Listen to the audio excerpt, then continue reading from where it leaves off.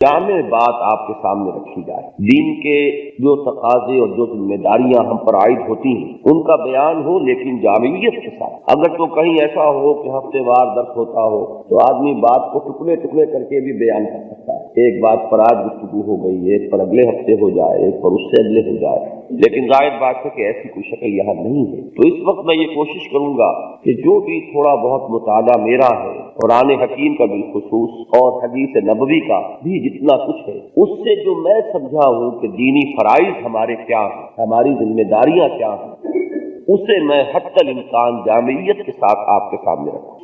मेरी अपनी कोशिश भी ये होगी कि तकरीर में लफ्फाजी न हो, जज्बातियत न हो। मैं गिन गिन कर बातें करना चाहता हूँ ताकि आप भी गिन गिन कर उसे याद करें। इस वक्त अगर मेरी वो बात दिल को लगे फबेहा, लेकिन वो बात इस तरह जहन में रहे कि बाद में भी आप गौर कर सकें। तकरीरें ऐसी भी होती हैं कि धुआंधार तकरीर हुई, घंटों पर फैली हुई, लतीफे भी बयान हुए, हंसना भी हो गया, कहीं रिश्तक भी तारी हो गई, रोना भी हो गया, लेकिन जब उठ कर गए तो कुछ याद न रहा कि क्या बात थी कि जो सामने आई। इस किस्म की तकरीरें करना भी और सुनना भी दोनों ये ज़हनी अय्याशी, अल्लाह ताला इससे हमें अपनी पनाह में रखे। तो मैं ये चाहूंगा कि बात मैं गिनकर आपके सामने रखूं, गिनकर आप याद करें और फिर भी गौर करें उस पर। बाद में अगर मालूम हो कि मैंने कोई बात गलत कही है तो आकर मुझे बताएं, लेकिन अगर इस वक्त भी और बाद में भी आपका दिल गवाही दे कि बात सही है तो मेरी तरफ से आप पर हुज्जत कायम हो जाएगी। बाद में कुछ करना न करना ये इंसान का अपना है। देखिए, मैं बात यहाँ से शुरू कर रहा हूँ कि सूरह बलद में अल्लाह ताला ने कई कसमें खाकर जो बात फरमाई, ला उक़्सिमु बिहाज़ल बलद व अंता हिल्लुम बिहाज़ल बलद व वालिदिन वमा वलद। मैं इन आयात का तर्जुमा इस वक्त नहीं कर रहा, वो एक इल्मी मसला हो जाएगा कि इन कसमों से जो मुक़सम अलैह है, जिस बात पर कसम खाई गई, उसका ताल्लुक क्या है। सिर्फ ये जानने की कोई बड़ी अहम बात है जिस पर अल्लाह ताला कसमें खाए। वो बात क्या है? लक़द ख़लक़नल इंसान फ़ी कबद। हमने इंसान को मेहनत और मुशक्कत ही में पैदा किया। मालूम हुआ कि इंसान की जिंदगी मेहनत और मुशक्कत में ये उसका मुकद्दर, किसी इंसान को इससे मफर नहीं। ये तो गालिब का एक शेर है कि रंज से खूगर हुआ इंसान तो मिट जाता है रंज, मुश्किलें इतनी पड़ी मुझ पर के आसा हो गई। हम लोग इतने खूगर हो चुके हैं कि हमें एहसास नहीं होता कि कितने बोझों तले हम दबे हुए। वरना यह है कि अगर आप गिनने बैठे तो हर इंसान पर जिम्मेदारियों का, फराइज का बहुत बोझ। आमतौर पर ये मुगालता हमें हो जाता है कि ये बड़ी बड़ी कोठियों में रहने वाले, एयर कंडीशन बंगलों में रहने वाले, एयर कंडीशन कारों में चलने वाले, इनके लिए कोई मेहनत नहीं, कोई मुशक्कत नहीं। ये मुगालता, उनके अपने मसाइल होते, उनकी अपनी परेशानियां होती, रातों की नींद उन पर हराम होती। जो दिन भर मेहनत करता है, मुशक्कत करता है, ईंटें ढोता है या कश्ती चलाता है, वो रात को पांव फैलाकर सोता है। और ये वो लोग हैं कि नर्म गदेलों पर भी इन्हें नींद नहीं आती, इन्हीं को जरूरत पड़ती है ख्वाब आवर दवाइयों। इनकी नौइयत मुख्तलिफ है, मुशक्कत। लेकिन ये कि लक़द ख़लक़नल इंसान फ़ी कबद, अब इसमें तो इस्तिस्ना है ही नहीं, कायदा कुल्लिया है। हमने इंसान को या तमाम इंसानों को मुशक्कत ही में। अब अगली बात मैं चाहूंगा गिने एक एक नुक्ते से। ये जो बोझ है और जिम्मेदारियां हैं हम सबके कांधों पर, इनको बुनियादी तौर पर दो किस्म की जिम्मेदारियों में हम तकसीम कर सकते हैं। एक जिम्मेदारी ये है या इस किस्म की है कि उसका तकाजा हमारे अंदर से उभरता है, लिहाजा किसी को वाज और नसीहत की जरूरत नहीं। पेट खाने को मांगता है, भाग दौड़ करेगा इंसान कोई न कोई माश के लिए, चाहे वो कश्ती चलाए, चाहे ईंटें ढोए, चाहे कलम चलाए, चाहे दुकान पर बैठे, चाहे दफ्तर में बैठे, करे। चुनांचे इसकी कोई जरूरत नहीं है कि आप वाज कहें कि भाई कुछ कमाया करो, कमाते सब है, इसलिए कि इसका तकाजा उसके अपने अंदर, क्या जरूरत है कहने की। इसी तरह देखिए, इंसान में शहवत है, लिहाजा शादी करता है। घर गृहस्थी की जिंदगी वैसे गौर करें तो कितना बड़ा बोझ। औलाद की परवरिश कोई आसान काम है। किसी गरीब मर्द को या किसी गरीब औरत को आप देखेंगे कि किसी बीमार बच्चे को गोद में लिए हुए, हाथ में दवा की शीशी लिए हुए 4 घंटे तक डॉक्टर की दुकान पर खड़ी हुई, और कुछ पता नहीं कहां से वो लेकर पैसे वो आई होगी डॉक्टर को दवा के देने के लिए। ये जो मुशक्कत इंसान झेलता है, क्यों झेलता है? कि उसके अंदर है इसका तकाजा। अगर वो तकाजा अंदर न हो तो लाख आप वाज करते, कोई शादी न करते, कितनी ही तलकीन करते, ये बोझ उठाने को कभी इंसान तैयार ना होता। ये उठाता है खुद ब खुद, इसलिए कि अंदर तकाजा है। इसी तरह तन ढांपना हो या कोई मकान बनाना हो, कभी आपने वाज कहा या सुना कि मकान जरूर बनाओ? हर एक बनाएगा, चाहे झोपड़ा बनाए, चाहे कच्चा मकान बनाए, चाहे पक्का बनाए, बंगला बनाए, महल बनाए, बनाएगा। इसलिए कि ये तकाजे इंसान में हैं। इसके लिए मेहनत, इसके लिए मुशक्कत, इसके लिए भाग दौड़, इसके लिए تکلیفیں جھیلنا، یہ انسان از خود ہے بڑے بوجھ، یہ ان میں سے ہر بوجھ جو ہے بڑی حسرتناک باتیں ہوتی ہیں۔ کسی نے بڑے چاؤ سے بڑے ارمانوں سے مکان بنایا اور جس دن وہاں پہنچا اسی دن مر گیا۔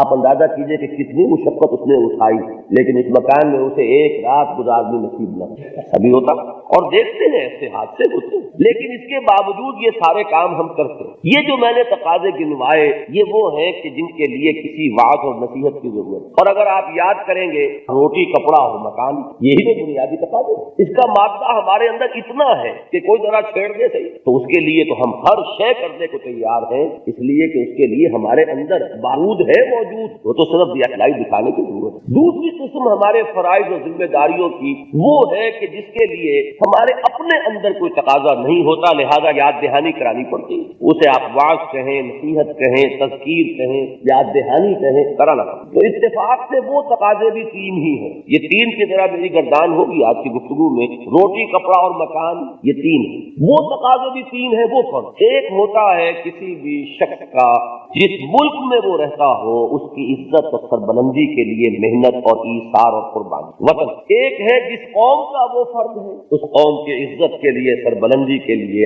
آن کے لیے کوئی قربانی کرنا، کوئی محنت کرنا، کوئی کوشش کرنا۔ اور ایک ہے مذہب یا دین جس کا وہ پیرو ہے، اس کی طرف سے عائد شدہ ذمہ داریاں۔ یہ تین دیکھیے، جس قوم میں یہ مادہ نہیں رہتا کہ وہ اپنے وطن کو اپنی ذات سے مقدم رکھے، وہ وطن ذلیل ہو جائے۔ جب تک کہ اس ملک میں بسنے والوں کو یہ خیال نہیں ہوگا کہ میرا ذاتی مفاد پیچھے رہنا چاہیے، ملک کا مفاد آنا۔ جس قوم کے افراد میں یہ جذبہ ختم ہو جائے گا کہ وہ قومی مصلحتوں کو اپنی ذاتی مصلحتوں سے آگے رکھے، وہ قوم ذلیل ہو جائے۔ یہ دنیا کا بالکل ایک ایسا بے لچک اصول ہے۔ مولانا حالی نے فرمایا کہ تن آسانیاں چاہیں اور آبرو بھی، وہ قوم آج ڈوبے گی کہ کل نہ۔ اور ہمارا معاملہ یہ ہے پاکستان میں بسنے والوں کا کہ ہمارا جو سب سے بڑا المیہ ہے وہ یہ ہے کہ ہمارے اندر تو یہ وصف بھی موجود ہے۔ ہماری ایک بہت بڑی اکثریت وہ ہے جو ذاتی مفاد، ذاتی اغراض انہی کے گرد گھوم رہی ہے، انہی کا چکر ہے۔ میرا مکان، میری بلڈنگ، میری کار، میرا سامان، مجھے اس سے غرض نہیں کہ میں قوم کو بیچ کر لاؤں، اس لیے کہ لاؤں۔ ڈیفینس پرچیز ہو رہی ہو، ڈیفینس پرچیز کا کیا مطلب ہے؟ اسلحہ خریدا جا رہا ہے، اس میں بھی اگر رشوت لے لی گئی، کمیشن لے لیا گیا تو کچھ پتا نہیں کریٹوں کے اندر کیا بھر کر دے دیا گیا۔ اور ہو سکتا ہے کہ عین کسی ایسے مرحلے پر جبکہ تو بہت ہی نازک مرحلہ ہو، جب کھولا جائے کریٹوں کو تو معلوم ہو کہ مطلوبہ شے نہیں یا ناقص، اور ہو سکتا ہے وہی چیز پوری جنگ کا پاسا پڑا تو معلوم ہوا کہ جو شخص یہ حرکت کر رہا ہے وہ قوم اور وطن کو داؤ پر لگا رہا ہے۔ تو جن قوموں کے اندر یہ دونوں باتیں نہیں ہوں گی وہ قومیں ذلیل ہو جائیں۔ ہمارا معاملہ کیا ہے؟ اب ذرا غور کیجیے، ایک عجیب بات عرض کر رہا ہوں۔ ہم مسلمانان پاکستان کی ایک بہت بڑی خوش قسمتی تھی، ٹھیک کہہ رہا ہوں، ہے نہیں، ہم نے اسے بدقسمتی میں تبدیل کر دیا۔ یہ ہماری بہت بڑی خوش قسمتی تھی کہ ہمارے لیے یہ تینوں تقاضے ایک بن گئے، اس لیے کہ ہمارا وطن بھی وہ ہے جو صرف مذہب کے نام پر قائم ہوا، اس کی کوئی جڑ بنیاد سوائے مذہب کے ہے ہی نہیں۔ باقی ہر اعتبار سے یہ ایک آرٹیفیشل ملک ہے، مصنوعی ملک ہے، اس کے لیے کوئی اور اساس نہیں اس کے استحکام کے سوائے دین و مذہب کے، بنا ہی مذہب کے نام پر۔ پوری دنیا میں یہ مانا جاتا ہے کہ دو ملک ہیں جو مذہب کے نام پر بنے ہیں، ایک پاکستان، ایک اسرائیل۔ لیکن اگر زیادہ تجزیہ آپ کریں گے تو معلوم ہوگا کہ اسرائیل مذہب کی بنیاد پر نہیں بنا، غلط بات ہے۔ یہودیت ایک قومیت ہے، ایک نسل کی بنیاد پر، وہ قومیت کی بنیاد پر بنا ہے۔ صرف مذہب کی بنیاد پر دنیا میں قائم ہونے والا صرف ایک ملک ہے اور وہ پاکستان۔ حضرت سلمان فارسی رضی اللہ تعالیٰ عنہ سے کوئی پوچھتا تھا کیا نام ہے آپ کا، وہ فرماتے سلمان، لیکن عربوں کا مزاج یہ تھا کہ جب تک باپ کا نام ساتھ نہ بتائے تو نام تو پورا ہوا ہی نہیں۔ وہ پلٹ کر پوچھتے تھے سلمان ابن، سلمان کس کا بیٹا؟ تو وہ فرمایا کرتے تھے سلمان ابن اسلام، میری ولدیت اسلام۔ یہ بات اس ملک پاکستان کے لیے 100% درست ہے۔ اس ملک کی ولدیت اسلام ہے، اس کے قیام کی بنیاد اسلام، اس کا جواز صرف اسلام میں، ورنہ اگر یہ نہیں ہے تو اس ملک کے قائم رہنے کا کوئی جواز نہیں۔ اچھا آگے چلیے، ہماری قومیت بھی اسلام۔ دیکھیے کس قدر پیاری باتیں اقبال نے کہی ہیں، اسلام تیرا دیش ہے تو مستفی ہے۔ ہمارا وطن کیا ہے؟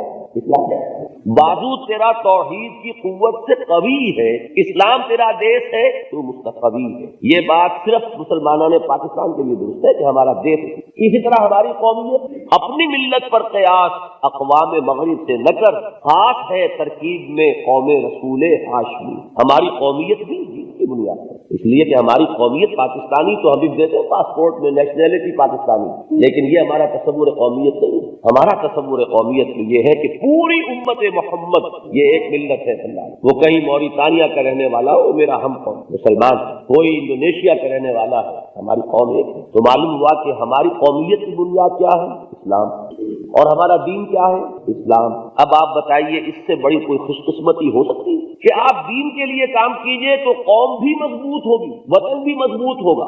ورنہ ذرا تصور کریں آپ, ہندوستان میں بسنے والا ایک مسلمان, اس بیچارے کی جان جس تنگی میں ہے کہ وہ بھی تو ایک ملک میں رہتا ہے کہ نہیں, کوئی گھروندا اس کا بھی ہے ہندوستان میں, کوئی مکان, کوئی اینٹیں رکھی ہوں گی اس میں, اس کی بھی اولاد ہے, اس کا مستقبل اسی ملک سے وابستہ ہے کہ نہیں. وطن اس کا ہے ہندوستان, قومیت اس کی اسلام. جب کہیں ہندوستان اور پاکستان میں جنگ ہوتی ہے تو پاکستان کے مسلمان کا معاملہ تو جو ہے سے ہے, ہندوستان کے مسلمان کی ہمدردیاں کس کے ساتھ ہوتی ہے؟ پاکستان کے ساتھ. کس قدر تضاد کا معاملہ. حالانکہ وطن ہونے کے اعتبار سے اس کا تقاضا ہونا چاہیے کہ وہ ہندوستان کے لیے دعا کرے, ہندوستان کے لیے محنت کرے, لیکن دل ان کے پاکستان. تو کس طرح ایک تو سمجھیے کہ دو متضاد تقاضوں کے اندر ان کی جان آئی ہوئی ہے. ہمارے لیے کتنی بڑی خوش قسمتی تھی, ٹھیک ہے کہہ رہا ہوں, انڈر لائن کر لیجیے, کہ ہمارے لیے قومیت, وطنیت, مذہب, دین ایک اسلام. اگر اس ایک شے کو ہم مضبوط کر لیتے تو وطن بھی مضبوط ہو جاتا, قوم بھی باعزت ہوتی, سربلند ہوتی. لیکن بدقسمتی ہماری کیا ہوئی کہ ہم نے اسی کو کمزور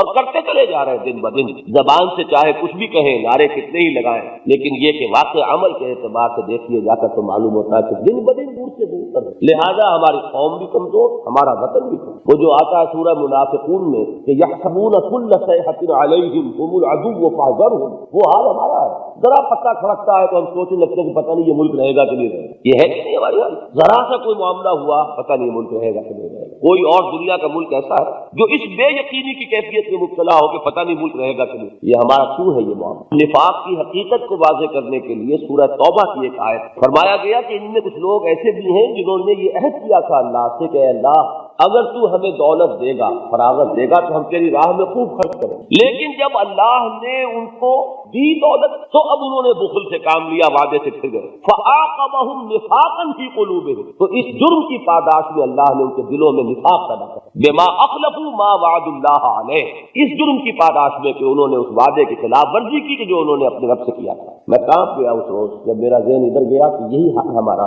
ہم نے بحیثیت قوم وعدہ کیا تھا, اللہ تو ہمیں آزادی دے دے, ہمیں ایک علیحدہ خطہ زمین دے دے, ہم تیرے دین کو قائم کریں گے. 35 برس 35.5 برس ہو رہے ہیں اور ہم نے اس وعدے سے جس طرح خلاف ورزی کی ہے وہ ہر ایک کے سامنے. اور یہ نہ سمجھیے کہ یہ کوئی بڑوں ہی کا جرم ہے, میں بھی مجرم ہوں, آپ میں سے ایک سخت مجرم. اس لیے کہ ہمیں فکر جو ہے وہ صرف اپنے مکان, اپنی دکان, اپنے معاملات کی, اپنے غریبانوں میں جاتی ہے. ہم نے یہ سمجھا کہ آزادی اس لیے ہمیں ملی ہے کہ بلڈنگیں بنائیں, ہمیں آزادی اس لیے ملی ہے کہ ہندو چلے گئے, کاروبار ہے چمکاؤ. ہم نے سارا یہی تقاضا سمجھا. ملازمت میں اب بڑے مواقع ہیں جن لوگوں کے تصور میں نہیں آ سکتا تھا کہ وہ کبھی کسی افسری گریڈ میں آئیں گے, وہ کہاں سے کہاں پہنچے. ہم نے سمجھا کہ آزادی کا تقاضا صرف, لہذا اس معاملے میں ناکام ہوئے. اور اب ہماری پوری قوم کے اندر نفاق کا مرض جس طرح جڑ پکڑ چکا ہے, اس آیت سے سمجھیے کہ فَأَعْقَبَهُمْ نِفَاقًا فِي قُلُوبِهِمْ بِمَا أَخْلَفُوا اللَّهَ مَا وَعَدُوا, اللہ کے ساتھ کیے ہوئے وعدے سے خلاف ورزی کرنے کا نتیجہ نفاق. بہرحال یہ تو ہے ہماری وہ بدقسمت. لیکن چلیے کچھ پتہ نہیں, وہ جو قرآن مجید میں آتا ہے ان ادری قریب ام بعید ما توعدون, اے نبی ان سے کہیے کہ مجھے کچھ معلوم نہیں کہ اللہ تعالیٰ کا عذاب جو ہے قریب ہے یا کچھ تمہیں مہلت ملے گی. اللہ کرے کہ ہمارے لیے مہلت ہو, اللہ تعالیٰ ہمیں مہلت دے کہ ہم اپنی کوتاہیوں کی تلافی کر سکیں. تو اس کے لیے ضروری ہے کہ ہم سمجھیں کہ دینی فرائض ہمارے کیا ہیں. اگر ان کو سمجھیں گے تو ادا کرنے کی بھی اللہ تعالیٰ توفیق عطا فرما دے, اس کی امید ہے. سمجھیں گے ہی نہیں تو کیا ہوگا. فرض کیجئے ایک شخص کو معلوم ہی نہیں کہ زکوٰۃ فرض ہے, وہ کیسے ادا کرے؟ اگر معلوم ہے تو چلیے آج کوتاہی ہوئی تو کل تو امکان ہے کہ اس کا ضمیر جاگے, اس کا ایمان جو ہے اسے آمادہ کرے کہ زکوٰۃ ادا کرے. اسے پتہ ہی نہیں کہ زکوٰۃ فرض. تو اسی طریقے سے اگر ہمارا دینی فرائض کا تصور ہی محدود ہو اور اس کا پورا نقشہ ہمارے سامنے نہ ہو تو اس کی ادائیگی کا کوئی امکان ہی نہیں. ہاں اگر تصور صحیح ہو جائے تو پھر اس کا امکان ہے کہ اللہ تعالیٰ سے ہم توفیق طلب کریں, اللہ ہمیں ہمت عطا فرمائے تو ہم اپنے ان فرائض کی ادائیگی کے لیے ارادہ کر لیں اور کمر ہمت. اب یہاں پھر ایک 3 کا عدد لائیے سامنے. میرے نزدیک جو دین کے بنیادی تقاضے ہیں وہ 3 اور 3 ہی شرائط ہیں ان تقاضوں کو ادا کرنے کی ثانوی درجے میں. 3 اور 3 6, لیکن علیحدہ علیحدہ کر لیجئے. 3 بنیادی ہیں اور 3 ان کے پورا کرنے کے لوازم. بنیادی تقاضے کیا؟ سب سے پہلا تقاضا میں نے آیت پڑھی تھی, آج میں نے اسی لیے وہ ایک ایک چیز کے لیے ایک ایک عنوان ابتدا میں آیات جو پڑھی کو میں نے لیا. فرمایا وما خلقت الجن والانس الا لیعبدون, میں نے جنوں اور انسانوں کو پیدا ہی اس لیے کیا ہے کہ میری بندگی. کیا معنی بندگی کے معنی؟ نمبر 1 یہ کہ ہر انسان پر ذمہ داریوں کا بہت بڑا بوجھ, لقد خلقنا الانسان فی کبد. نمبر 2 یہ کہ یہ ذمہ داریاں 2 طرح کی ہیں. ایک وہ کہ جن کا تقاضا انسان کے اپنے اندر ہے, لہذا کسی واعظ نصیحت یاد دہانی کی ضرورت نہیں. وہ کیا ہے؟ وہ 3 سمجھ لیں اسی نعرے کے حوالے سے روٹی کپڑا اور مکان. مکان ہی میں کنبے کو بسائے گا تو شادی بیاہ جو ہے وہ بھی اسی کے تابع ہوگا. دوسرے 3 وہ ہیں کہ جن کے لیے انسان کو نصیحت یاد دہانی واعظ کی ضرورت ہوتی ہے. قومی ذمہ داریاں, وطنی ذمہ داریاں اور دینی ذمہ. ہم مسلمانان پاکستان کی بڑی خوش قسمتی تھی کہ یہ تینوں ایک, لیکن ہم نے اپنے اب تک کے طرز عمل سے اسے اپنی بہت بڑی بدقسمتی بنائی. اگر دین کا ہمارا تقاضا اور ہوتا, قومیت کی بنیاد اور ہوتی تو چلیے دین کو مضبوط ہم نہ کرتے, قومیت کے لیے تو کوئی اور جڑ تھی نا, وہ ہے ہی نہیں ہمارے پاس. ترکوں کے پاس قومیت ہے, ترک نیشنلزم, ترک لینگویج, ایک زبان ایک نسل, ٹھیک ہے, وہ اس کے بل پر کھڑے رہ سکتے ہیں. ہمارے پاس کچھ نہیں سوائے اسلام. ہی خوش قسمتی بنایا بدقسمتی. اب میں آیا اس پر کہ اب ہم سوچیں کہ وہ ذمہ داریاں ہیں کیا, اور اس دعا کے ساتھ کہ اللہ تعالی ہمیں ان کو ادا کرنے کی توفیق دے. ہمیں پہلے سمجھ لیں, میں نے عرض کیا کہ وہ بھی 3 ہیں بنیادی ذمہ داریاں. ایک, اللہ کے بندے بنو. کیا مانی؟ اس کا ہر حکم مانو, اس کے حلال کی ہوئی چیزوں اور راستوں پر اکتفا کرو, حرام کا رخ نہ. بندہ غلام کون ہوتا؟ جو اپنے آقا کا تابع فرمان. عربی میں عبادت کا جو مفہوم ہے وہ فارسی یا اردو, اصل میں اردو تو کسی زبان کا نام ہی نہیں ہے نا. اردو میں کوئی لفظ عربی کا ہوگا یا فارسی کا ہوگا یا ہندی کا ہوگا. تو فارسی کے 2 الفاظ جمع کریں گے تو عربی کا ایک لفظ عبادت بنے گا. ایک لفظ ہے بندگی, ایک لفظ ہے پرستش. بندگی میں تو اطاعت, بندہ غلام, اور پرستش میں ہوتی ہے محبت, پرستار. سمجھے؟ پرست, زر پرست کیا معنی؟ پیسے سے انتہائی محبت. وطن پرست, وطن سے انتہائی محبت کرنا. تو خدا کی پرستش اور خدا کی بندگی, یہ 2 چیزیں جب جمع ہوں گی تو لفظ عبادت پورا. ہم نے انسانوں اور جنوں کو نہیں پیدا کیا مگر اس لیے کہ ہماری بندگی کریں اور پرستش, ہمارا حکم مانیں, ہمارے احکام بجا لائیں, حلال اور حرام کے جو قواعد و ضوابط ہم نے بنا دیے ہیں ان پر کاربند ہو. ہم سے ہی سب سے بڑھ کر محبت کریں. والذین آمنوا اشد حبا للہ, اہل ایمان جو ہوتے ہیں ان کی سب سے زیادہ مضبوط اور سخت محبت اللہ کے ساتھ. اس میں اگر آپ غور کریں گے تو یہ بندگی جز وقتی نہیں ہو سکتی, یہ ہمہ وقت اور ہمہ تن ہو سکتی. ملازمت ہو سکتی ہے جز وقتی, اتنے گھنٹے میں آپ کا کام کروں گا اس کے بعد میں آزاد. لیکن غلام جز وقتی نہیں ہوتا. غلام تو غلام ہے 24 گھنٹے کا, ہر وقت اسے اپنے آقا کا حکم ماننا ہے اور کسی حکم کو وہ یہ نہیں کہہ سکتا یہ میں نہیں مانتا. یہ غلامی کے ساتھ اس کی مناسبت ہی نہیں. تو سب سے پہلا کام یہ ہے کہ اللہ کے بندے بنو. وہی مانا کہ اپنی پوری زندگی میں اللہ کے احکام کی اطاعت کرو اور اللہ ہی کو محبوب حقیقی اور مطلوب اصلی بناؤ. اب اس مضمون کو قرآن ادا کرتا ہے بے شمار طریقوں سے. کہیں فرمایا ادخلوا فی السلم کافہ, اسلام میں سموچے پورے کے پورے داخل ہو جاؤ. یہ نہیں ہو سکتا کہ یہ حکم تو میں مانوں گا, یہ میں نہیں مانوں. یہ بات غلط ہو گئی. اگر ہم یہ کہیں کہ صاحب نماز تو ہم پڑھیں گے, اللہ کا حکم ہے, اور بالکل ٹھیک اس طرح پڑھیں گے جیسے رسول اللہ نے پڑھی, اس پر ہم جھگڑیں گے, آمین اونچی ہونی چاہیے, کرتے ہیں کہ نہیں جھگڑا؟ رفع یدین نہیں ہوا تو سنت ترک ہو گئی, کرتے ہیں کہ نہیں؟ تو یہ تو بڑے پکے ہم. اور اللہ نے فرمایا کہ سود حرام کیا میں نے, اس کی ہمیں پرواہ نہ ہو. کاروبار بھی سود, اپنے معاملات بھی. تو بتائیے یہ 2 اللہ ہے کہ کوئی ایک اللہ ہے؟ اگر تو نماز جو ہے وہ کسی بڑے اللہ نے فرض اور سود کسی چھوٹے اللہ نے حرام کیا ہے, تب تو طرز عمل درست ہو کہ چھوٹے کو چھوڑو بڑے کی بات بنو. اور اگر وہ توحید کا بھی دعویٰ ہو تو توحید کی تو دھجیاں اڑ گئی. اگر آپ نے اللہ کے ایک حکم کو پاؤں تلے رون دیا اور ایک کے لیے آپ بڑے متقی ہیں۔ تو اس سے زیادہ غیر منطقی اور نامعقول طرز عمل اور کوئی، اسی لیے قرآن کہتا ہے افتؤمنون ببعض الکتاب وتکفرون ببعض، کیا تم ہماری کتاب اور شریعت اور دین اس کے ایک حصے کو مانتے اور ایک کو نہیں مانتے؟ یہ چیزیں بھی تو ہماری ہیں۔ فما جزاء من یفعل ذلک منکم، تو کوئی سزا نہیں ہے اس کی جو یہ کرے گا تم میں سے، یہ طرز عمل اختیار کرے گا، الا سوائے اس کے، الا خزي فی الحیات الدنیا، کہ دنیا کی زندگی میں ذلیل و خوار کر دیا جائے، ویوم القیامت یردون الی اشد العذاب، اور قیامت کے دن شدید ترین عذاب میں پہنچ۔ اس لیے کہ یہ جان لیجیے اللہ کو کفر کے مقابلے میں نفاق سے زیادہ غصہ آتا، کبر مقتا عند اللہ ان تقولوا ما لا تفعلون۔ ایک کھلم کھلا ہے، اس نے کہہ دیا میں مانتا ہی نہیں، اس سچ پاک ہو۔ ایک وہ کہتا میں مانتا ہوں اور پھر ہٹائی کرتا، پھر نہیں مانتا، تو یہ چیز جو ہے یہ زیادہ اللہ تعالیٰ کے غضب کو بھڑکانے والی۔ اسی لیے آپ نے قرآن مجید میں پڑھا ہوگا، سورہ نساء میں ہے ان المنافقین فی الدرک الاسفل من النار، آگ کے سب سے نچلے طبقے میں منافقین ہوں گے، اس لیے کہ یہ وہ ہے جو کہتے کچھ ہے کرتے کچھ ہے۔ تو اب میں اس کی تفصیل میں جاؤں گا تو بہت وقت درکار ہوگا، بات اصولی طور پر سمجھ، اگر پردے کا حکم اللہ نے دیا ہے اور اللہ کے رسول نے اس کی تلقین کی ہے اور ہم نہیں کرتے تو بات وہی آ گئی۔ جس چیز کو حرام کیا ہے ہم نے کسی نہ کسی بہانے سے اس کو حلال کیا ہوا ہے، بہانہ جی کیا کریں گزارا نہیں کا کام نہیں کرتا، تو اس بہانے سے اگر سود حلال ہو سکتا ہے تو اس بہانے سے پھر وہ جو اپنا جسم دیکھتی ہیں فاحشہ عورتیں، ان کے لیے بھی جواز ہے، اس لیے کہ ان کے پاس بھی بڑی مجبوری۔ شادیوں کے دنوں میں وہی سب سے آگے آگے ہوتی ہیں، کالے کپڑے پہنے ہوئے اور جلوسوں کے ساتھ اور کنڈے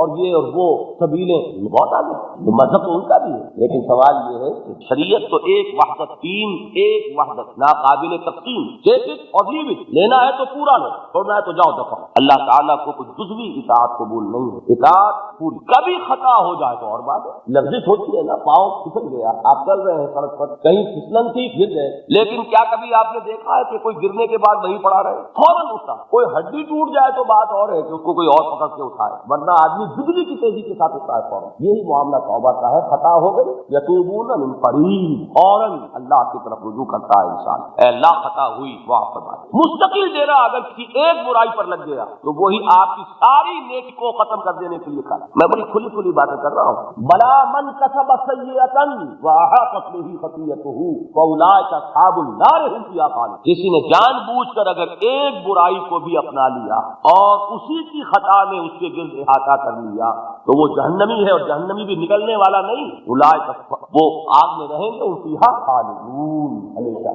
تو پہلا تقاضا تو یہ ہوا بندے بنو، اعبدوا ربکم، اور یہ بندگی اللہ کی محبت کے جذبے سے۔ اب آئیے اگلا دوسرا، یہ ممبر کی کتنی سیڑھیاں ہیں آپ کی؟ تین ہی ہیں، پہلی پہ آئے ابھی ہم، یہی بہت کٹھن ہے، آسان نہیں ہے، اس لیے کہ اس میں اپنے نفس کے ساتھ بڑی کشمکش کرنی ہے۔ دوسرا تقاضا کیا ہے؟ اصل میں پہلے تقاضے کو آپ اپنے ذہن میں یہ رکھیے کہ یہ ہمارے کلمہ طیبہ کے پہلے جز سے اس کا تعلق ہے، لا الہ الا اللہ، کیا مانی؟ ہمارا اس کا تقاضا کیا ہوگا؟ اللہ کے بندے بنو۔ دوسرا جز کیا ہے؟ محمد الرسول اللہ صلی اللہ علیہ وسلم، اس کا ایک اور تقاضا ہے، وہ تقاضا وہ ذہن میں نہ لائیے، رسول کی اطاعت، وہ نہیں، رسول کی اطاعت تو پہلے آ گئی، کیونکہ اللہ کی اطاعت کرو گے کیسے بغیر رسول کی اطاعت کے؟ تو اللہ کی اطاعت ہے ہی نہیں، حلال اور حرام کس نے بتایا؟ رسول نے بتایا، لہذا وہ اطاعت رسول کو تو وہی ادھر شامل کر لیجیے اطاعت الہی کے ساتھ۔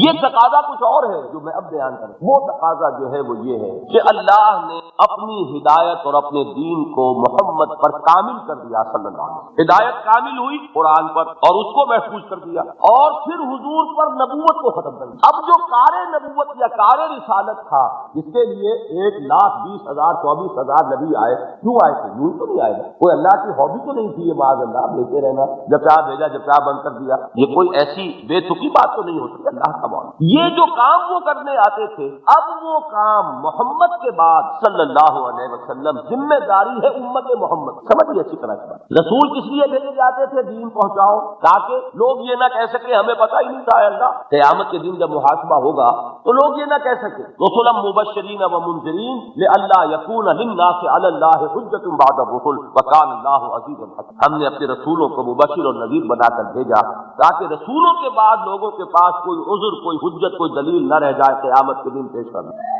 اس مقصد کے لیے رسول آئے. تو لوگ تو ختم نہیں ہو گئے، لوگ تو ہیں، اور وہ شیطان لعین بھی ختم نہیں ہو گیا، وہ بھی کہاں سے آنے قیامت میں، بلکہ اب تو اس کے جو چیلے انسانوں میں ہیں وہ اس کے کان کاٹ رہے ہیں، اس سے بڑھ کر شیطان. تو اب جو کام رسول کیا کرتے تھے وہ کون کرے؟ وہ ہے اب ذمے اس امت کے. دیکھیے امتی ہونے کی حیثیت سے جو ہے تقاضا اطاعت نہیں ہے، امتی ہونے کی حیثیت سے یہ تقاضا ہے جو میں آپ کو بتا رہا ہوں. وَكَذَلِكَ جَعَلْنَاكُمْ أُمَّةً وَسَطًا لِتَكُونُوا شُهَدَاءَ عَلَى النَّاسِ وَيَكُونَ الرَّسُولُ عَلَيْكُمْ. ہم نے تمہیں بہترین امت، درمیانی امت وسط بنایا ہی اس لیے ہے کہ تم گواہی دو لوگوں پر اور رسول گواہی دے تم پر صلی اللہ علیہ وسلم. یہ میں تھوڑا سا سمجھانا چاہتا ہوں لوگوں پر گواہی دینے کی کیا معنی. دیکھیے گواہی جو ہے یہ ایک دو دھاری تلوار ہے. گواہی کسی جھگڑے میں ہوتی ہے نا، کسی مقدمے میں، کسی مناقشے میں، تو گواہی کسی کے حق میں ہوگی کسی کے خلاف. ایک فریق کے حق میں گواہی کے معنی لازمن پہلے کے خلاف، دوسرے کے حق میں گواہی کے معنی لازمن پہلے کے خلاف. تو گواہی کا یہ دو پہلو سامنے رکھیے. اور عربی میں حق میں جب بات آتی ہے تو حرف لام آتا ہے، اور خلاف جب بات آتی ہے تو حرف علا آتا ہے. ایک بڑی مشہور بڑی مختصر حدیث اس کے لیے بہت مفید رہے گی بات کو سمجھنے کے لیے. القرآن حجت لک او علیک. حضور نے فرمایا یہ قرآن حجت ہے یا تمہارے حق میں یا تمہارے خلاف. تو گواہی تو یا حق میں ہوگی یا خلاف. اب یہاں لفظ آتا ہے، دیکھیے قرآن مجید میں آتا ہے کہ قیامت کے دن ہمارے ہاتھ پاؤں اور ہماری یہ کھالیں جو ہیں یہی ہمارے خلاف گواہی دیں. کوئی صاحب یاد کریں کیا الفاظ ہیں اس وقت ہم کیا کہیں گے؟ لما شہدتم علینا. ہمارے ہاتھ، ہمارے پاؤں، ہماری کھالیں، تم کیوں گواہی دے رہے ہو ہمارے خلاف؟ وہ کیا کہیں گے ہمارے اعضاء؟ انطقنا اللہ الذی انطق کل شیء. آج ہمیں بھی اس اللہ نے گویائی عطا فرما دی جس نے ہر شے کو گویائی دی. تو میں یہ صرف بیان بھائی رہنے دو میاں بیٹھو، یہ پتہ نہیں کہاں سے ٹیپ ریکارڈروں کا معاملہ آ گیا، سنتے ہیں نہیں. تو یہ جو لفظ آتا ہے اعلیٰ، اس کو سمجھیے کہ یہ خلاف کے لیے آتا. اس کے لیے یہ بات جانیے کہ قیامت کے دن ہر امت پر اس کا رسول گواہی دے گا کھڑا ہو کر کہ اللہ تیرا دین جو مجھ تک آیا تھا میں نے پہنچا دیا تھا، اب یہ ذمہ دار. یہ گواہی حق میں ہے کہ خلاف پڑے گی؟ خلاف. اس کو سمجھیے. مثال کو آپ اپنے عزیز کو پیغام بھیجتے ہیں کہ کل شام تک یہ کام ضرور ہو جائے ورنہ بڑا نقصان ہو جائے گا. ٹھیک ہے، کام نہیں ہوا، نقصان ہو گیا، آپ کو غصہ آ رہا ہے، پیچو تاب. اب تحقیق آپ کیا کریں گے؟ آیا اس پیغام پہنچانے والے نے پیغام ہی نہیں پہنچایا یا اس نے تو پہنچا دیا اس نے کام نہیں کیا؟ عزیز کو دو ہی چیزیں ممکن ہے. اگر پیغام پہنچائی نہیں تو وہ آپ کا عزیز ایک جملہ کہے گا اور فارغ ہو جائے گا، بھائی مجھے تو آپ کا پیغام ملا ہی. اب آپ کچھ اور کہہ سکتے ہیں؟ کوئی شکوا، کوئی گلا، کوئی شکایت، کوئی غصہ ختم. ایک جملہ کافی ہے، مجھے تو پیغام ملا. سارا غصہ کس پر آئے گا؟ اس پیغام بر پر کے بھلے آدمی تمہارے ہاتھ میں نے پیغام، سارا غصہ اس پر اتاریں گے. اچھا اگر اس نے پہنچا دیا تو وہ ایک جملہ کہہ کے فارغ، میں نے تو پیغام پہنچا دیا. اب آپ اس سے کچھ نہ کر سکتے. اب غصہ کس پر آئے گا؟ جس سے پیغام پہنچ گیا اس نے کام. بس یہاں سے پیغام بھیجنے والا کون ہے؟ اللہ. پیغامبر میں سے ایک الف نکال دے تو کیا بنے گا؟ پیغمبر. اور انسان جن کی طرف بھیجا پیغام، یہ تین وہی فریق ہو گئے. اب اللہ تعالیٰ قیامت میں حساب لے گا. سورہ اعراف کا پہلا رکوع ہے فَلَنَسْأَلَنَّ الَّذِينَ أُرْسِلَ إِلَيْهِمْ وَلَنَسْأَلَنَّ الْمُرْسَلِينَ. ہم پوچھ کر رہیں گے ان سے بھی کہ جن کی طرف ہم نے رسولوں کو بھیجا، اور ہم پوچھیں گے رسولوں سے. اگر بالفرض رسول نہ پہنچائے تو مجرم کون؟ رسول. لوگ تو چھوٹ جائیں، اور رسول پہنچا دے تو اب مجرم کون؟ لوگ. یہ ہے وہ مسئلہ چھوٹا سا اگر سمجھ لیں تو بات آئے گی سمجھ میں. سورہ نساء میں فرمایا فَكَيْفَ إِذَا جِئْنَا مِنْ كُلِّ أُمَّةٍ بِشَهِيدٍ وَجِئْنَا بِكَ عَلَىٰ هَٰؤُلَاءِ شَهِيدًا. وہ دن کیسا ہوگا جب ہم ہر امت پر ایک گواہ کھڑا کریں گے سے، اور اے محمد آپ کو گواہ بنا کر کھڑا کریں گے ان کے خلاف. حضور کے آنکھوں سے آنسو روا ہو گئے تھے. حضرت عبداللہ ابن مسعود یہ بیان کرتے ہیں واقعہ کہ حضور نے ایک مرتبہ فرمایا مجھے قرآن سناؤ. تو میں نے عرض کیا حضور آپ کو سناؤں؟ آپ پر تو قرآن نازل ہوا ہے. آپ نے فرمایا کہ ہاں لیکن مجھے کسی اور سے سن کر اور کیفیت اور ہر خاص. اب امتثال امر حکم ہے، الامر فوق الادب. انہوں نے پڑھنا شروع کیا، گردن جھکائے ہوئے پڑھ رہے ہیں. سورہ نساء پہلے سے پہلی آیت سے شروع کی. رسم تصور سے دیکھیے محفل لگی ہوئی ہوگی، محمد رسول اللہ صلی اللہ علیہ وسلم تشریف فرما ہوں گے، عبداللہ ابن مسعود قرآن شریف پڑھ رہے ہیں. جب اس آیت پر پہنچ گئی، آیت نمبر 41 ہے سورہ نساء کی، فَكَيْفَ إِذَا جِئْنَا مِنْ كُلِّ أُمَّةٍ بِشَهِيدٍ وَجِئْنَا بِكَ عَلَىٰ هَٰؤُلَاءِ. حضور نے فرمایا حسبک حسبک بس کرو بس کرو۔ اور حضرت عبداللہ ابن مسعود فرماتے ہیں کہ میں نے جو نگاہ اٹھا کر دیکھا تو حضور کی آنکھوں سے آنسو۔ ہم شفاعت کے امیدوار ہیں، وہاں ہو سکتا ہے کہ حضور ہمارے خلاف استغاثہ لے کر، جس طرح کسی مقدمے میں سرکاری گواہ کھڑا ہوتا ہے۔ یہ ہے سبب۔ آپ سوچیے، ایک نقشہ اور دیکھ لیجیے سیرت النبی سے۔ ان احادیث کا فائدہ تو یہ ہوتا ہے کہ کچھ تھوڑی دیر کے لیے ہم بھی حضور کی صحبت میں پہنچ جاتے ہیں۔ ایک کیفیت آئی ہے۔ خطبہ حجۃ الوداع، خطبہ ارشاد فرمایا، آخر سوال، الا هل بلغت، لوگوں میں نے پہنچا دیا کہ نہیں؟ پورے مجمع نے بیک زبان کہا، انا نشهد انک قد بلغت وادیت ونصحت۔ بعض جگہ الفاظ اور آئے ہیں، انا نشهد انک بلغت الرسالۃ وادیت الامانۃ ونصحت الامۃ وکشفت الغم۔ حضور ہم گواہ، آپ نے رسالت کی ادائیگی فرما دی، آپ نے امانت کا حق ادا کر دیا۔ امانت کی پیغام اللہ کے پاس سے آیا تھا انسانوں کے لیے، قول ثقیل، انا سنلقی علیک قولا ثقیلا، یہ امانت۔ آپ نے امانت کا حق ادا کر دیا، آپ نے امت کی خیر خواہی کا حق ادا کر دیا، آپ نے گمراہیوں کی تاریکیوں کے بادل کے پردے چاہ کر 3 دفعہ سوال کیا، 3 دفعہ جواب دیا۔ اس کے بعد ایک بات تو اللہ کی، جناب نے اللہم اشہد، اللہم اشہد، اور انگشت شہادت سے اشارہ کیا، پہلے آسمان کی طرف پھر لوگوں کو، اللہم اشہد، اللہم اشہد، اللہم اشہد، اے اللہ تو بھی گواہ ہے، یہ مان رہے کہ میں نے پہنچا۔ اور اس کے بعد آپ نے فرمایا فلیبلغ الشاہد الغائب، اب پہنچائیں وہ جو یہاں ہیں ان کو جو یہاں نہیں۔ اگر تو میں ہوتا صرف تمہارے لیے رسول تو کام پورا ہو گیا، اور اگر میں ہوں رسول پوری دنیا کے لیے تو کیا کام پورا ہو گیا؟ سوچئے، میری زبان جو ہے ذرا رکی ہے یہ کہتے ہوئے کہ کام پورا نہیں ہوا۔ مجھے اس میں پناہ مل جاتی ہے، ایک شعر ہے اقبال کا، تعبیر بڑی خوبصورت ہے کہ وقت فرصت ہے کہاں، کام ابھی باقی ہے، نور توحید کا اتمام ابھی باقی۔ جب تک پورے عرضی پر اللہ کا یہ دین اور اللہ کی یہ ہدایت اسی طرح عام نہیں ہوتی، اس وقت تک فرض منصبی پورا کہاں ہوا؟ یہ ہے وہ فرض جو میرے اور آپ کے کاندھے پر ہے بحیثیت امتی۔ اگر ہے امت، یہ بہت بڑا اگر ہے، واقعی امتی ہو انسان تو اس کو سمجھنا ہوگا کہ یہ ذمہ داری ہے جو محمد رسول اللہ ہمارے کندھوں پر ڈال، اور کام مشکل ہو گیا کہ نہیں؟ اللہ کے بندے بنو، محمد کے امتی بنو صلی اللہ علیہ وسلم، یعنی وہ عبادت رب پوری زندگی میں اللہ کی اطاعت کاملہ، اور وہ ہوگی اطاعت محمدی کے واسطے سے صلی اللہ علیہ وسلم۔ دوسرے اس پیغام اور اس ہدایت اور اس امانت کو پہنچاؤ جو محمد الرسول اللہ صلی اللہ علیہ وسلم نے تمہیں کہی۔ اب آئیے تیسری بات، 3 میں نے کہی تھی نا بات، یہ تیسری بات جو ہے یہ اصل میں ان دونوں کی تکمیل، مثلث ہوتی ہے اس کو ذہن میں رکھیے، اس کا جو قاعدہ ہوتا ہے اس سے وہ دو، اس کے دونوں سائڈ جو ہیں وہ چلنے شروع ہوئے ایک جگہ پر آ کر مل جاتے ہیں، وہ ایپیکس ہے اس کا، وہ اس کی چوٹی، بندگی رب، شہادت علی الناس، لوگوں پر گواہی، حجت قائم کرنا، ان دونوں کا ایک تقاضا ہے، اور وہ تقاضا کیا ہے؟ اللہ کے دین کو بالفعل قائم کرو۔ یہ جو نظام اللہ نے تمہیں دیا ہے اسے قائم کرو، اس لیے کہ بندگی صرف انفرادی نہیں ہے، بندگی اجتماعی بھی بندگی۔ میں پورا بندہ بن گیا، فرض کیجئے اللہ نے مجھے اتنی توفیق دی، میں نے سود بھی چھوڑا، رشوت بھی چھوڑی، ہر چیز چھوڑی، ہر حرام چیز سے میں نے اپنے آپ کو بچا لیا، لیکن اللہ کا حکم تو یہ بھی ہے کہ چور کا ہاتھ کاٹو، وہ میں تو نہیں کاٹ سکتا جب تک کہ نظام قائم ہے، تو میری بندگی بھی ادھوری ہے لیکن نہیں رہی۔ اللہ کا حکم تو یہ ہے کہ زانی کو یہ سزا دو، شادی شدہ ہو تو رجم کرو، وہ کیسے ہوگا جب تک کہ نظام قائم، پورا اجتماعی نظام جو ہے وہ اس دین کے تابع نہیں آئے گا تو میری بندگی بھی ادھوری رہ جائے گی، میں بھی پورا بندہ کہاں بنا۔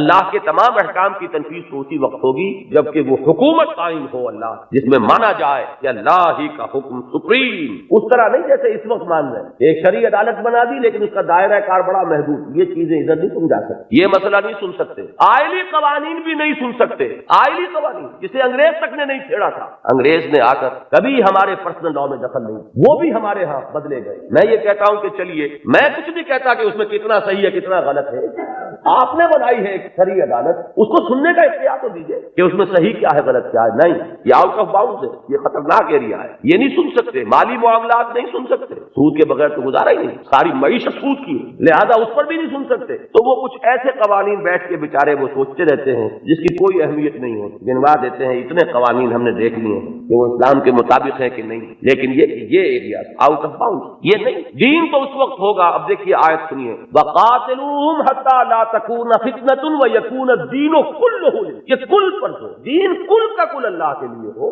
ایک حصے میں مان لیا ایک میں نہیں تو وہ تو وہی بات ہو گئی۔ جیسے ایک فرد جو ہے نماز تو پڑھ رہا ہے اور 16 آنے صحیح پڑھ رہا ہے، سود کو حرام نہیں سمجھ رہا یا یہ کہ حرام سمجھتے ہوئے بھی کر رہا ہے، تو اس نے شریعت کے 2 حصے کر دیے، کچھ مانا کچھ نہیں مانا۔ اجتماعی سطح پر یہی بات ہو کہ ہم کچھ حصے کچھ قوانین اللہ کے شریعت کے ماننے کو تیار ہے، کچھ نہیں مانتے، وہ تو وہی بات ہوگی۔ افتؤمنون ببعض الکتاب وتکفرون ببعض فما جزاء من یفعل ذلک منکم الا خزی فی الحیاۃ الدنیا ویوم القیامۃ یردون الی اشد العذاب۔ تو دین تو کل کا کل مانو، پھر میں وہی کہوں گا ٹیک اٹ اور لیو اٹ، قبول کرنا ہے پورا قبول کرو ورنہ چھوڑو دفع ہو۔ اللہ کو کوئی احتیاج نہیں ہے، کوئی غرض نہیں ہے، اللہ اس کا کوئی کام اٹکا ہوا نہیں ہے کہ تم نہیں مانو گے چلو 20% ہی مان لیں کچھ تو مانے، اللہ کو اس کو مانو تو پورا۔ تو یہ کیسے ہوگا جب تک کہ دین کو قائم نہ ان نقیم الدین، میں نے وہ آیت پڑھی تھی، شرع لکم من الدین ما وصى به نوحا والذی اوحینا الیک وما وصینا به ابراہیم وموسیٰ وعیسیٰ، یہ دین جو ہم نے دیا سب کو دین تو ایک ہی ہے،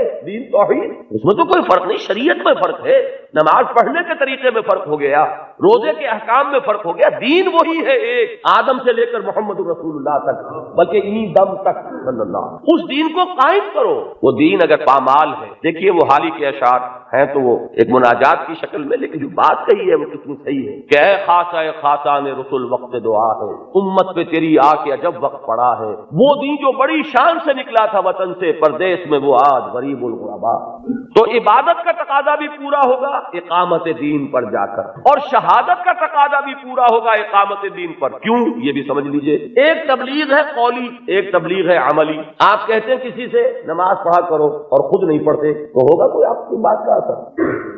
معلوم یہ ہوا اسی لیے تو رسولوں کو بھیجا انسانوں میں سے کہ وہ عمل کر کے دکھا دے، تب حجت قائم ہوگی کہ دیکھو مجھے بھی پیٹ لگا ہوا ہے لیکن میں اس دین پر عمل کر رہا ہوں، میری بھی اولاد ہے، گھر گھرستی کی زندگی ہے، 9 ازواج مطہرات ہے، اس کے بعد میرا معاملہ، تب تو حجت قائم ہوئی۔ اور فرشتہ ہو تو کوئی حجت ہی قائم ہوئی، اسے تو پیٹ ہی لگا ہوا نہیں، یہ اگر سچ بولتا ہے تو اس کو کیا، اور اس کو تو کوئی اور انسانی بشری تقاضا ہی نہیں ہے۔ تو یہ اگر اس کا دامن پاک ہے تو کون سا کمال ہے، دامن تو تب پاک ہو جبکہ وہ سارے تقاضے لگے ہوئے ہوں اور پھر پاک رہے۔ درمیانے قارے دریا تختہ بندم کر دئی، بعد بھی گوئی کے دامن کرنا کن ہوشیار باز، تب حجت قائم ہوئی کہ یہ دین واقعتاً قابل عمل ہے، ایک بشر نے اس پر عمل کر کے دکھایا، اسی لیے بھیجا۔ سورہ بنی اسرائیل میں فرمایا کہ اگر زمین میں فرشتے آباد ہوتے تو ہم فرشتہ ہی بھیجتے رسول بنا کر، زمین میں انسان آباد ہے تو انسان بھیجا، انسانوں پر تو حجت انسان قائم کرے گا، فرشتے سے حجت قائم نہیں ہوگی۔ اسی حجت کے قائم کرنے کو یوں سمجھیے کہ آپ دنیا میں کہیں ہمارا دین بہت اعلیٰ، ہمارا نظام بہت اچھا،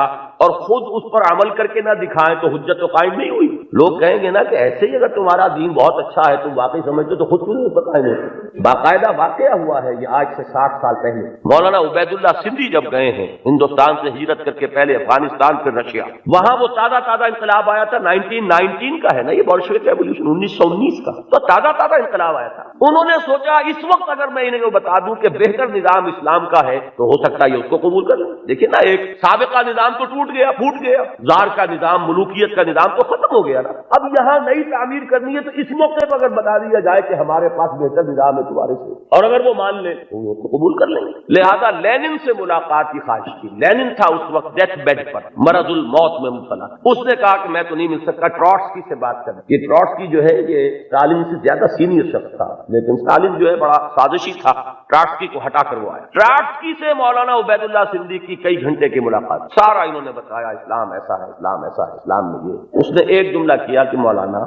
آپ نے اپنا یہ نظام کہیں قائم کیا ہے؟ تو مولانا عبید اللہ سندھی کہتے ہیں کہ میری گردن جو جھکی ہے میں اس سے آنکھیں پھر ملا نہیں سکتا، ایسا ہی اعلیٰ نظام ہے تو اپنے گھر میں کیوں قائم نہیں کرتے؟ ایسا ہی بہت اچھا تمہارے پاس نظام ہے تو اپنے قوم والوں کو وہ اچھا نہیں لگتا تمہارے؟ یہ ہے دلیل، اگر آپ اس دین کو قائم کر کے دنیا کو نہیں دکھاتے تو تبلیغ اور شہادت کا حق بھی ادا نہیں۔ کتابیں لکھ دیجئے آپ جتنی چاہیں، بڑی اعلیٰ کتابیں آج کل دنیا میں ہے، لیکن جب وہ چلا کر کہیں دکھا دیں گے تب حجت قائم کہ یہ ہے وہ دین محمدی، یہ ہے وہ نظام اسلام کا، اس سے بہتر نظام کوئی نہیں۔ تو اب 3 تقاضے کیا ہوئے؟ بندگی رب، یہ تو لا الہ الا اللہ کا تقاضا ہے، دعوت تبلیغ شہادت قائم کر دینا لوگوں پر، شہادت علی اللہ، یہ ہے امتی ہونے کا تقاضا، اور ان دونوں کی تکمیل ہوگی کہاں؟ جبکہ اللہ کا دین کسی خطہ ارضی میں بالفعل کامل شکل میں قائم کر کے، یہ 3 تقاضے ہیں۔ یہ تصور اگر سامنے نہیں ہے، میں آپ سے پورے خلوص کے ساتھ عرض کر رہا ہوں، جس شخص کے سامنے دین کی فرائض کا یہ تصور نہیں نہیں ہے,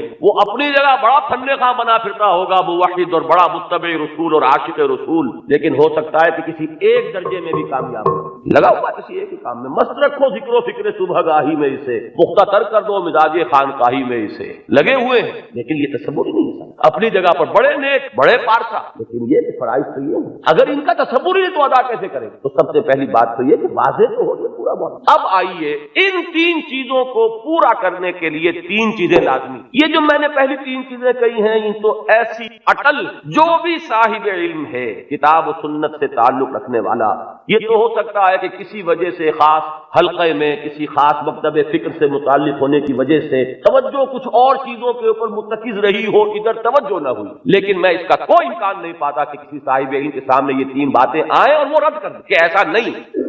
توجہ کی بات تو دوسری ہوتی, کسی ایک ہی چیز پر توجہ جم گئی ہے, اپنی پوری محنت اسی پر لگائے گی, لیکن یہ کہ یہ بات جب آئے گی بندگی رب شہادت علی الناس اقامت, اس اقامت دین کے لیے اور بھی بڑے الفاظ قرآن نے استعمال کیے. لیظہرہ علی الدین کلہ, ہم نے اپنے رسول کو بھیجا ہے الہدیٰ اور دین حق دے کر, لیظہرہ علی الدین کلہ, تاکہ وہ اسے غالب کرے پورے کے پورے دین. یہ محمد کا فرض منصبی ہے صلی اللہ علیہ وسلم. تکبیر رب وربک فکبر, تکبیر کے معنی کیا ہے؟ صرف کہہ دینے سے تکبیر ہو جاتی ہے اللہ اکبر؟ کوئی صاحب علم یا مجھے بتائیں تکبیر کے معنی ہیں یہ اللہ اکبر کہنا, یا تکبیر کے معنی اللہ کو بڑا کرنا؟ کیا معنی؟ اس کی بڑائی نافذ کرو, اس کی بڑائی منواؤ, وہ مانا جائے بڑا, اس کا حکم سب سے اوپر ہو. یہ تکون کلمۃ اللہ ہی العلیٰ, تاکہ اللہ کا کلمہ سربلند ہو, سب سے اونچا ہو, تب اللہ بڑا ہوا. کہتے رہیے اللہ اکبر, اس سے کیا ہوگا؟